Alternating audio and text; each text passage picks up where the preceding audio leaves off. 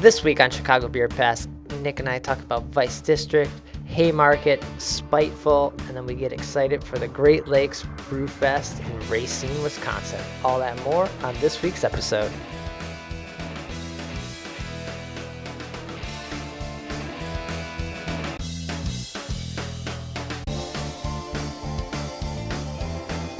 Yeah, because, you know, get a cork knocked out, boop, it just flies like fucking 10 feet. We're like, yeah, let's do it.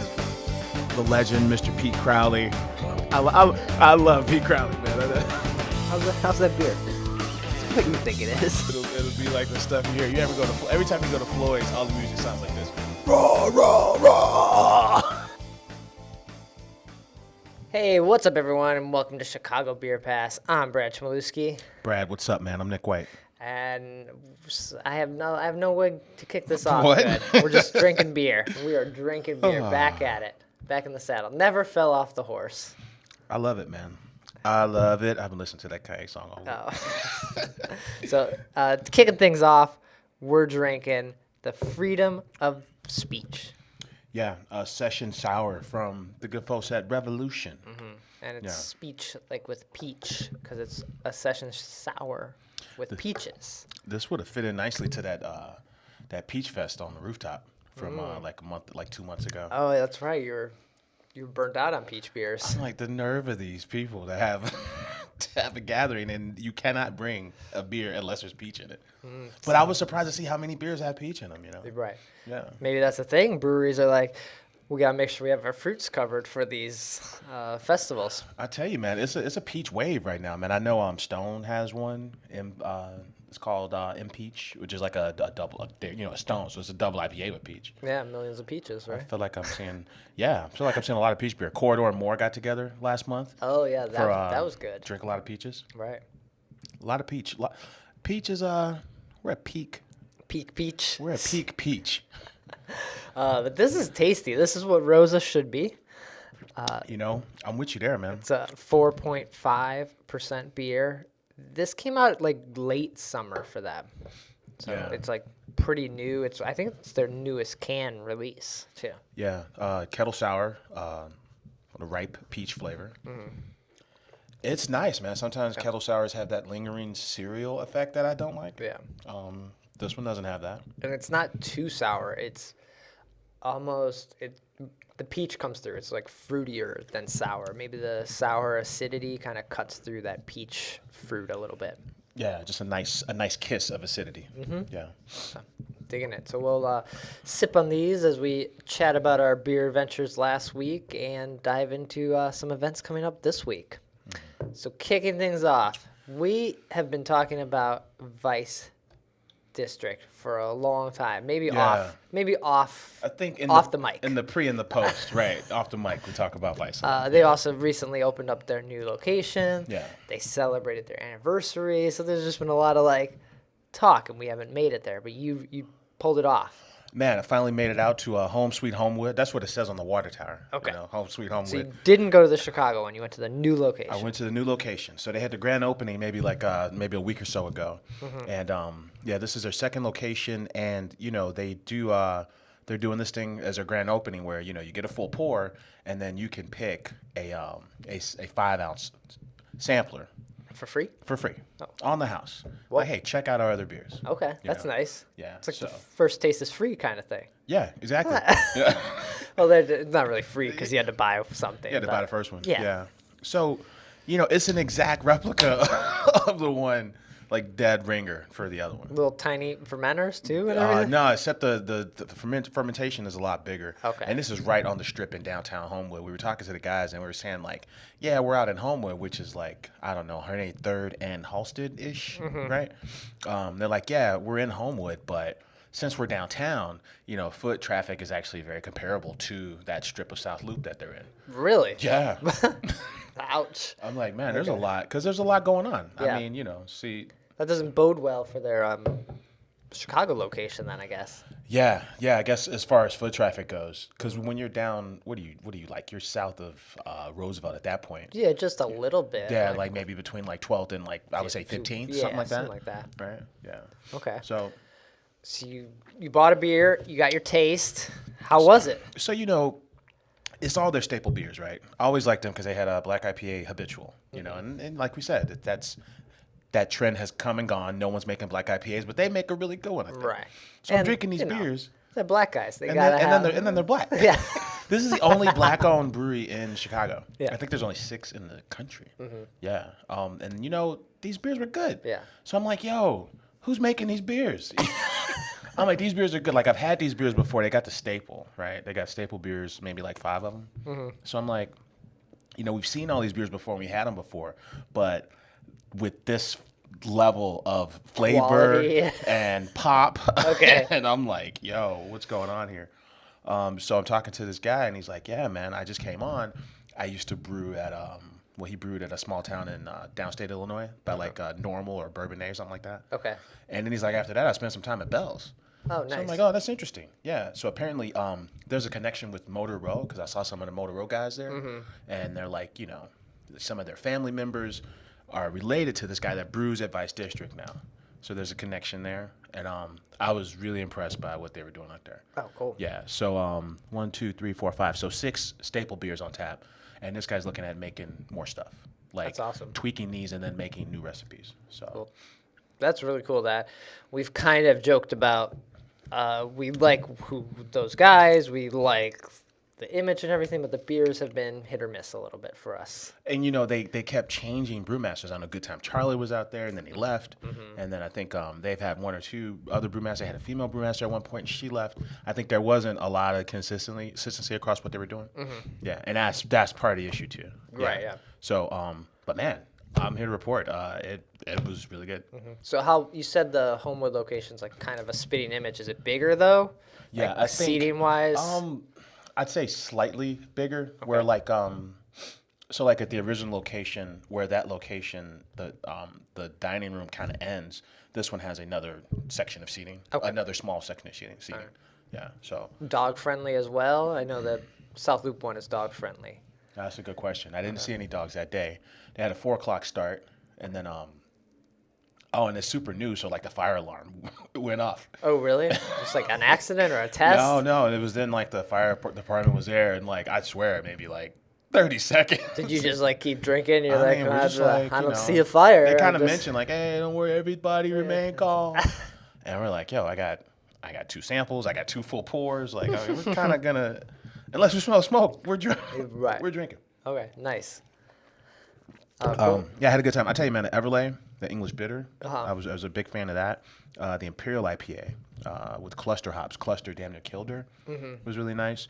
But that Cascadian Dark Ale, habitual, that was my jam. Yeah, you like that style Yeah. more than I'm not a huge fan of that style. We were at a point. All right, so for me, like I've had bad ones. the peak of like that style for me is like the one that Stone made. The name's escaping me right now, but I want to say for me that was like, because it's really easy to fuck them up and have it kind of taste like Burnt coffee. or like, you know, like you accidentally had ashes in your in your stout, like somebody like dropped ashes in your stout, you know. But when they're done right, man, they're creamy and hoppy, and they almost have like that, you know, that chocolate covered fruit thing going. Man, it was good. Yeah, maybe Fluffy, it was great. maybe like hazy IPAs, I didn't have enough of them, and once you finally like hit the stride of like, oh, there are good ones versus this is a trend. Yeah. Okay, I'm gonna have to go over there and give it a try, and I want to see this new location. So Yeah. nice. So that was cool, man. You making any other stops over there because they're not far from Flossmoor? No, I was no, I did not. You know what I did do though? I went to Fall on the Green in Evergreen Park. No, in Oak Lawn. Sorry, Fall on the Green in Oak Lawn. It was kind of like an Oktoberfest style party. Nothing really to report there. Just standard fare. There was Goose Island Founders and Upland. Okay. And Upland bought a Pilsner. Nice. So, nothing to report there, but that's all I did. And then I went across the street to Deja Brew, which is it's a really good craft bar. Oh. With great food that sits right across the street from this party. Oh, awesome. Yeah. Okay. So, I mean, they got like murals all over the place. It kind of reminds you of a place that, I mean, it's not a place I would associate with 95th and Cicero. Yeah. Okay. As far as just being like super craft centric, and then they've got like, you know, Revolution's double dry hopped. What was it? Double dry hop Citra Hero. That was a can release a few weeks ago. They had a barrel aged release from Blue Island. Oh, nice. And some barrel aged Brickstone stuff. Like really good selection. I remember taking my mom across the street to some ear doctor, and I was like, I'm gonna sit over here at this bar for an hour. Yeah. And there was like prop on tap at this place. Oh, wow. I was Okay. like, it's that kind of It's place. that good. Okay. This is just very surprising. And it's like good. hidden because no one's really over there that often. Or This is on a standard strip with like hotels and White Castle and all these like small, like insurance companies and you know where you go get your braces and shit like that. Yeah. So Nice. Okay. Cool. We spent a long time last week talking about Haymarket, yes. and so I had to go. I had to go to Haymarket. I had to go. Yeah, it was on our mind because I think in the last show we probably dedicated like maybe the last 5+ minutes or so to Haymarket. Yeah. So I had been thinking about us talking about it, and we talked about like getting some Haymarket beer maybe for the show. But then I went there. I was like, well, we don't want to just do Haymarket all talk here. So I just went there and had a couple beers. I also had a thing I wanted to write, I think elaborate more than what we talked about in the last episode. So I kind of wrote that up a little bit while I was drinking. Oh, nice. You get in the mood. You're at the place, and you can write it on your phone or whatever. Just kind of get your thoughts down. So I was hanging out at the bar, and I had 2 beers. One name escapes me now, but they were offering it was $4 pints because it was like their local 707 special that day. So they had 2 of them, and that was pretty nice. I think it was just a pale. Maybe it was the Torch Pale, if I'm thinking correctly. Yeah. Okay. So that was good. And then I got the Mathias because that was the spark, I guess, appropriate for what it was, the spark of the conversation last week. I was like, all right, get Mathias. I usually maybe avoid Mathias a little bit, especially at festivals. It's a monster beer. I want to say it's like 9-10% beer. It's like a very big beer. Yeah, but I think this version was only like 7% or something. For some reason, I also had in my head that Mathias is like a 9% beer, but for some reason, I thought it said like 6.8, but I could be Might be new. blanking on it. I don't know if were you checking it or you were looking at the Stone. Sublimely Self-Righteous is the black IPA I was talking about from Stone. That's as far as I get. But yeah, the Mathias, it's an Mathias is Imperial. in cans now. It is in cans. So maybe it's changed since then. It's an Imperial IPA, so it is pretty big. What's the Beer Advocate say? Let's see. They say 9. Oh, it's 9? Okay, But that's an entry from 2011 okay. in cans. That very well could be 9. For some reason, I might have looked at the menu incorrectly, but it's a big beer, and so it was tasty. It doesn't taste boozy. It has that nice sweet malt mixed with the bitter IPA, so it's a fantastic beer. Yeah, if you want a big beer like that. Yeah, sometimes you want to be overwhelmed. I know locally, man. I know, we always talk about Half Acres IPAs. Yeah. But once you get outside of Half Acre and Rev, I think, American Muscle from Local Option, that was one of my favorite double IPAs. Yeah. Ninja versus Unicorn, obviously. But then, and Mathias is right there with those 2 beers for me. So. So it was packed at the bar. It was Saturday afternoon. I believe they are like a Iowa State bar. One of the guys there's a huge Iowa flag in there. Right? Yeah. So I think they were playing the game up in the back, but I was sitting in the front. Every TV I think had a different game on at that point. Yeah. Dude, they got like 60 TVs in this joint. It's like it's a brewery, but it's a full-on sports bar. Yeah. I like that there's the owners, somebody in the ownership has kids because they got it's kid friendly. They got sippy cups. They give you crayons with like little drawing stuff on it. Yeah. So But get your kids out of there after dark. After dark. I don't know what the rules are, but come on. If you got your kid after dark, you should probably just go home. You probably should, especially when you're drinking Mathias. You may lose track of that. That's just me. So rate beer lists Mathias at 8%. I'm looking at their website; they don't have the ABV on it. I guess I'm guessing on that the tap list, but in cans, I think it probably dropped. Yeah, maybe it did drop. Yeah. And I don't know. It's kind of strange that I remember it being such a big and dangerous beer. You're just like, oh crap, I don't know if I want to tackle this. Yeah, the cans say 8%. Yeah. So yeah, see, it did come down a little bit. It was like, I think it was bigger. Originally released, it was in the like higher 9s. So, and then there's mini Mathias that you can kind of find sometimes at the festivals. But yeah, Haymarket, always a good spot. I didn't eat, just was drinking, and I wrote up an article, which we'll link in the show notes here, and I think we post it as well on Twitter and Facebook. So For sure. One more note about Haymarket. I was always a fan of how many different sizes of beer you can get at that joint, right? There's there's a 4 ounce, and then but 12 ounce. They go 12, 16. they go 16, and then I want to say 20. they go 20. Yeah. So whatever your price point is, if you're kind of strapped for cash that week, you can be like, give me a couple tasters, or I'm going to go 12. Some guy was making fun. I was down the bar from somebody, and he's like, who orders 4 ounces? And the bartender's like, well, there's people that want to try multiple beers. Like, you might have to go back to work or something. You know? Man, don't judge people on the amount they're drinking. Yeah. As long as they're not bothering you. And it's on the menu. It's not like it's like custom order. Yeah. It's a menu option. Yeah. So get out of here. Besides Haymarket, I also made my way over to Spiteful. Nice. I happened to be in that area.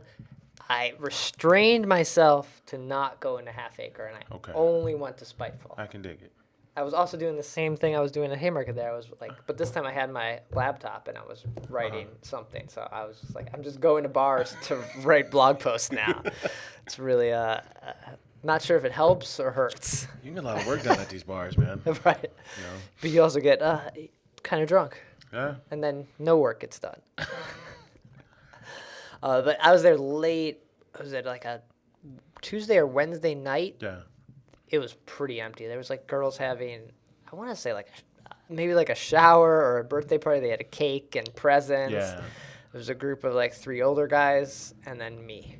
Oh, right on. And that was it. So the place was pretty quiet. I don't know. I couldn't see if Haymarket or Half Acre was busier or not. But yeah, I had a couple beers over there, and it was just like gorgeous night. The garage doors were open. Yeah. And like that pre-fall weather where you're just like, yeah, this is good. I don't need a sweatshirt. It's nice. It's crisp out. Yeah. Good.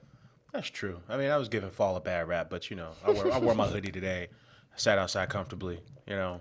Yeah, and that's Bowmanville. Yeah. So they got the residential on one side of the block, and then on the other side it's kind of like it's industrial. Yeah. On the other side of the street. It's quiet. Yeah. Yeah. But that was my first time there. You had been there before, right? Yeah, I've been there before. Sometimes I go down there just to pick up beer for like dinner. Okay. Like what are we gonna drink? I'm like, well, I live in Rogers Park, so I have to leave Rogers Park to get some good fucking beer. So I end up at Half Acre or Spiteful. Yeah. So that was good. I think I may be up there again next month quite a bit, and so I may stop up there a few more times. So. Yeah, it's a good option. Yeah, it was good. Cool. Those were my couple stops this week. Right on. Let's talk about our misses. Yeah, what'd we forget to go to? We missed the Great Lakes Beer and Bourbon Fest, man. Okay. It's the 12th annual. So they had 80 whiskeys and 30 breweries at this thing, and we missed it. Okay. Let's see. Aleman, Half Acre, all the usual suspects. There's a crew in Great Lakes called Black Lung Brewing. They were there. I don't know that. Never heard of them. No. And I don't think they're in the Beer Miscues book either. Are they in the book? Are they in the book? My book's from last year, so I don't have a current. I'm still working my way through last year's Beer Miscues book. Yeah. I used to have a cousin that lived in Great Lakes, and he told me that per capita, there's more DUIs in Great Lakes than any other city in the state. Damn, those cops suck. That's not a people problem. That's a cop problem. Yeah. Yeah. What Brad said. Yeah. Oh, but we missed that. Yeah, but that's actually all I did this week, man. Well, Yeah, that's not. You didn't even do that. Oh. That's what we missed. That's what we missed. That was our misses. We missed Great Lakes, the 12th annual Bourbon and Beer Fest. Mm-hmm. Any beer standouts for you? I tell you something, man. At the in Oak Lawn, that spot, Deja Brew, I thought the barrel aged rye barley wine from Blue Island might have been my favorite beer. And then I saw Marty Nacho posted it's in cans, so I'm kind of excited. Oh, that's fun. So I want to get back out there and get some cans. It was really good. It was everything you wanted in a barrel aged barley wine. Mm-hmm. Nice spice, nice caramel. Nice toffee. Yeah. I was like, yo, this shit is great. Yeah. Habitual was good. The double dry hop Citra from Rev, those are both really good. But I tell you, man, Sunday night with that Lost Weekend. Yeah. That was my jam. What about you? I want to say Mathias, but I did have an Allagash White, and I had saw that they're going to be in cans coming up, so it kind of was like, I should get myself one of these, and damn, that's a good beer. Every time. It never fails. No, you just have it, and you're like, thank you. Man, it's restrained. It's delicate. It's flavorful. Man, that's a proper beer. And we talked about it before. Like, I don't think the whole country gets Allagash White. I think if you're in the Northeast, in Chicago, and I want to say in LA. Yeah, something like that. So we're kind of lucky in that respect. So. So, and it's going to be in cans, so that's pretty exciting. Yeah. Cool. So then coming up this week, weekend, what do we got on the calendar? What's happening? Man, the big event this week is the 15th annual Great Lakes Brew Fest up in Racine, Wisconsin. Damn, okay. At the zoo. At the zoo. So you cross a cheddar curtain and that's what they call it. Oh, is that the like? No, that's not me. That's the thing. Oh. You cross a cheddar curtain. Hey, they because Milwaukee's a little further up. Mm-hmm. The first towns you hit are Kenosha, then Racine once you're leaving Illinois. So it's like a little easier to get to than some of the other stuff. Like Madison is like a good 4 hours, 4 hours. It's like in the middle. Yeah. So Racine's close to the border. Okay. Yeah, and our buddy Kurt Foreman. Yeah. This is a Brewfest Partners event. Cool. So that's Saturday the 15th. Yeah. So that's from 3 to 6. That is a 450 beers, 100 brewers. You can go VIP for $90. You can get general admission for $50. Nice. I have not been in years. Man, we used to always close out. We would say summer's going to come to an end. We would always close out the year with Festival that night, like Thursday or Friday night, and then the Saturday morning they were always on the same weekend. Festival and this one, the Great Lakes Brew Fest. Nice, okay. Yeah, I know of all the parties he does, I want to say this is his biggest event, I think. Oh, right. And once they moved to the zoo, it just got even bigger because it was like on the lake before, and it was, I want to say, restrained a little bit. Yeah. But now at the zoo, it's massive and not great taste size, but it's big, and you just kind of wander around and get lost a little bit. That zoo's good because that zoo's really close to water. Mm-hmm. I don't think our zoos are that close. No. So. Nice. Also Saturday, just outside of Chicago, is the Buckle Down Brewing Oktoberfest. Oh, right on. So this is Saturday, September 15th as well, and it's their 4th annual Oktoberfest. Mm-hmm. So they're rolling out their traditional Oktoberfest, which we had on the podcast a long time ago. Yeah. But it's got that weird-looking guy in lederhosen. Yeah. And he was like, I want to say it was a tribute to like a guy who was like in one of the buildings across the street from them. Mm-hmm. And every morning they would see him getting dressed. Yeah. Nice. So they'll have 10 other beers of theirs on draft, and I think pretzels, and it should just be a good event. That's a good party. Mm-hmm. I went to that one time. I really enjoyed it. Out in Lyons, Illinois. Yeah. But it's like their brewery is like right off the expressway. Like you get off and you can almost you're like, what? There's the brewery. Right. And you kind of miss it, and then you're like, oh, there's nowhere to park. It's not far at all. Like if you're downtown and you take 55 South, you'd be there in like 10, 15 minutes. Oh, yeah. Nice. That was the one thing I saw. Anything else besides those two things? Oh, yeah, there's an Inglewood Brews pop-up. Oh. So Inglewood is, I don't know if they're online yet. I mean, I saw an article in Guys Drinking Beer about them. I know Afro Beer Chick was talking about going to hang out with those guys. Oh. I don't know if their space is open yet. So I don't know how you have a pop-up brewery, but they're doing a pop-up at a plaza out in Inglewood. So Inglewood is the neighborhood next to Hyde Park. Nice, okay. Yeah, so this is from noon to 5 on the 15th, on Saturday. Cool. Yeah. Check that out. I'm curious. No, yeah, I don't know much about them. I know nothing. Yeah, I want to know more. So it sounds like you should go with. Well, Brad, maybe I will. Do it up. We got to report back. Maybe I will. We got to go to some of these. We can't just be missing. That's true. All. Yeah, our misses category got to stay low. Right. Really, we just go to breweries. We have not. Hey, check out all these events you should go to. We'll be at Haymarket drinking. If it's 85 degrees, I'm gonna be at the beach. I'm gonna probably have half acre because that's what I do when I'm at the beach. That's my thing. Nice. Cool. Any other events then? No, that's all I got for events, man. Cool. Well, before we get out of here, we'll dive into a bit of news, some stuff that's been happening. We mentioned the can release from Half Acre. I know Alarmist has a couple new cans dropping. So, yeah. But what do you got? Let's see. Metallica has got a beer out with Stone. They got a whiskey out too, not with Stone, just with a distiller. But for this show, Metallica has a Pilsner called Enter Night, 5.7. And they did it with Stone? They did it with Stone. Yeah, they're both California crews. Metallica's from like the San Francisco area. Stone is what? Escondido, so that's like near San Diego. A Pils from Stone doesn't seem very tough. And doesn't seem like a Metallica thing to do either, right? But how many double IPAs can you make, I guess? It feels like they both wimped out on this. And then I think they're speaking to, like, they're both crews that have been around for, 20 plus years. So maybe they're just like, pair this with our whiskey. I don't know. I guess. I would guess the Metallica audience is a 30-pack kind of crowd a lot of the time. Yeah. And then, but, they're getting older, too. Yeah. So they probably went through the Stone portfolio and was like, man, can we just do like a beer flavored beer, man? It's cool that, they're leveraging their brand to make beer. Like if I saw Metallica Pils, I'm probably going to try it. Okay. No. Is it going to be packaged or is it just? Yeah, that's in cans. Okay, so we'll see it here. Maybe we'll give it a try. Maybe we'll review it for the YouTube channel. Right on. Breakthrough Beverage. We saw this on the feed this week. Breakthrough Bread. I knew I was going to do that. Breakthrough Beverage. Breakthrough Bread. God damn. Breakthrough. Yeah. Breakthrough is it's the merger between like Sun Belt in like New York and Chicago's Wirtz distribution. Yeah. And Wirtz is a family that owns the Chicago Blackhawks. Mm-hmm. They're sinking $9.2 million into CanTrust, which is a Canadian cannabis company. Mm-hmm. Yeah, because recreational cannabis goes live in Canada on October 17th. Right. Yeah, so they're the exclusive distributor for cannabis.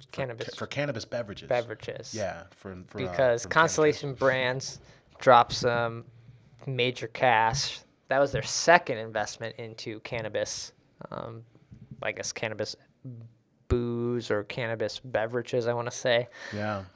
So yeah, now they have a distributor for it. So that's pretty awesome. Yeah. So you're gonna see, this is sort of like an arms race. Like everyone's lining up to sell cannabis infused drinks. It sounds like Lagunitas is already doing it, right? So. And I guess America, I don't want to say, needs to keep an eye on this because whatever is going to happen there in Canada, it's going to influence what happens here. Like these are American companies investing in things in Canada. So what happens here, right? Does that money come back? Can that money come back, or do they have to keep it there? Yeah, right. This is interesting, man. They're saying that the Wirtz guys are the who are we calling the breakthrough guys. They're kind of saying this is a logical extension of our expertise. What? What people want to drink? I mean, I guess, right? Going into cannabis infused beverages. Yeah, this is going to be big in no time. Right. Do you think cannabis beverages will take off? Like, edibles are interesting. People like edibles. Yes. But people like beer. Yeah. I mean, there's, there's some feeds on Twitter where they're saying on the West Coast, like, CBD infused sparkling water is taking over tap handles in some bars. Okay. Yeah, they're making that observation. So. But sparkling water is big, and, like, the booze of spiked sparkling water is kind of picking up, but is it a big enough category? I don't know.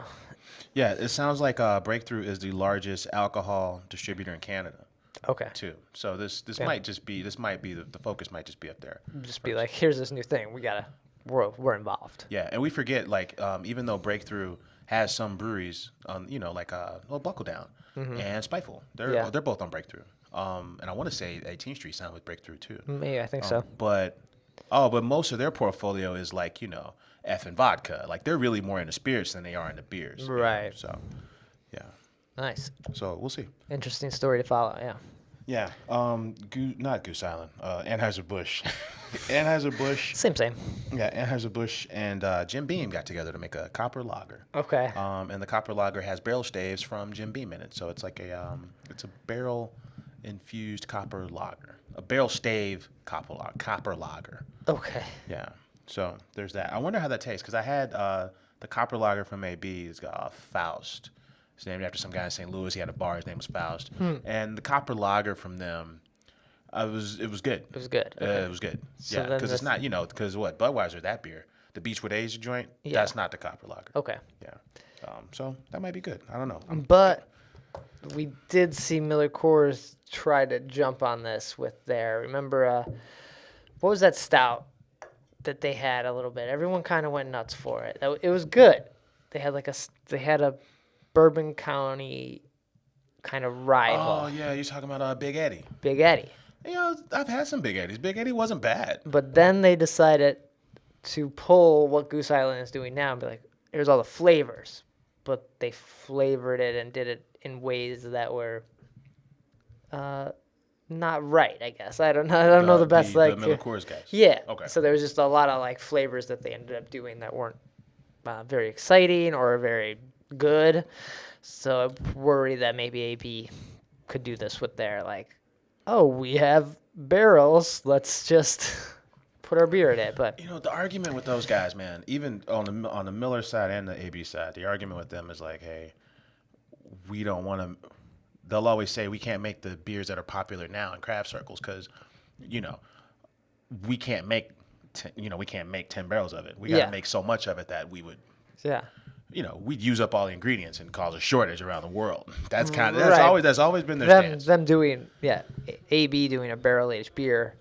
How many freaking barrels is that? Right, that's a lot of barrels. Yeah, but who's the audience, right? And that too, because Big Eddie, even though it was fine beer, it was all right. It was good. It kind of came and went still, right? Just as a series, you're not checking for it at bars, you're not picking it up at retail, right? And then when I did see it, it was just sitting on shelves. Because people had it.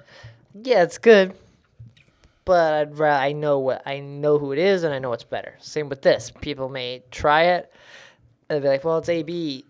I'm not interested in this." I don't think the Jim Beam people who are into Beam, because Beam White Label is just that baseline Jim Beam. Yeah, it's not a bad product. I don't see them people picking up Jim Beam beer. Yeah, and the Budweiser crew isn't really checking for bourbon flavors. I don't think people who drink Bud Light and people who drink Budweiser. I mean, what are the odds that they're looking for something that's right, a little bigger and a little more like bourbon? That merges I'll have a Bud Light and I'll have a whiskey. They are two different things in a lot of people's mind, and I would think that group. So bringing them together would be kind of I don't know, I like them separate. Yeah. I think they got it with the with name recognition for sure. I think those are two iconic names, Budweiser and Jim Beam on the same label. They got me curious. So curious, yeah. Yeah. And then finally, man, it's wet hop ale season, man. This is my favorite time of year. No pumpkin beers.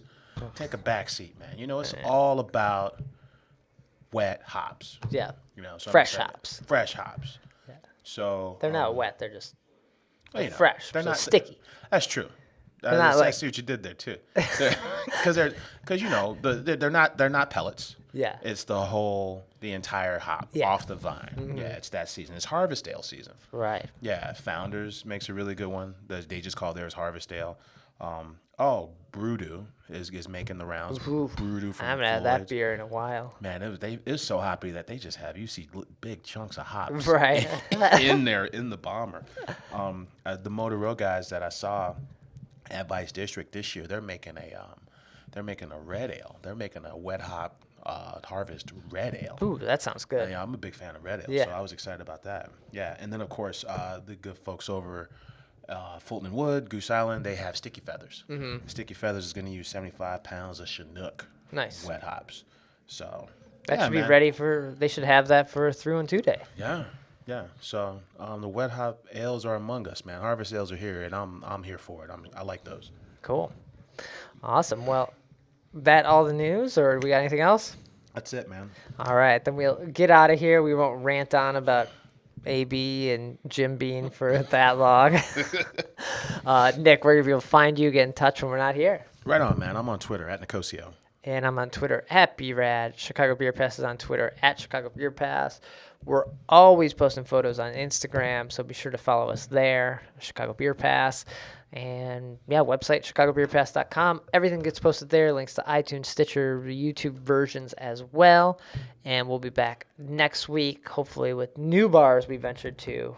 Maybe a festival. Maybe. Maybe. And, yeah, take care. Cheers.